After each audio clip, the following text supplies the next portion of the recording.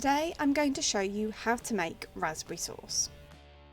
You will need 450 grams of raspberries.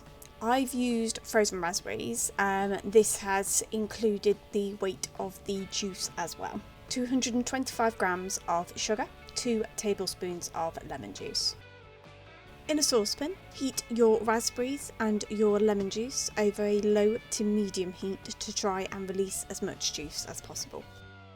I have stirred and bashed my raspberries as much as possible.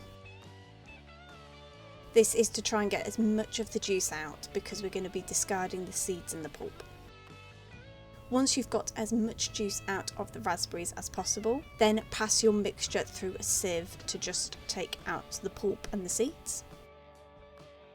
While the pulp and seeds are in the sieve, I just try and squish them and stir them just to try and release that juice again.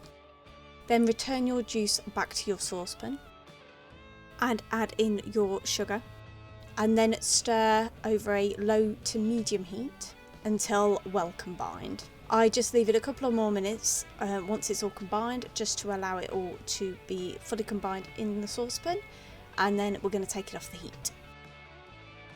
I've transferred my mixture to a jug to make it easier to pour into my bottles, but basically all you're going to do is just pour your mixture into bottles.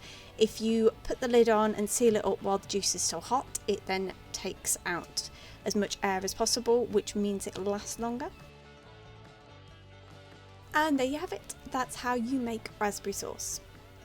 I like to serve my raspberry sauce over ice cream, or I add it to a glass of milk to make a milkshake.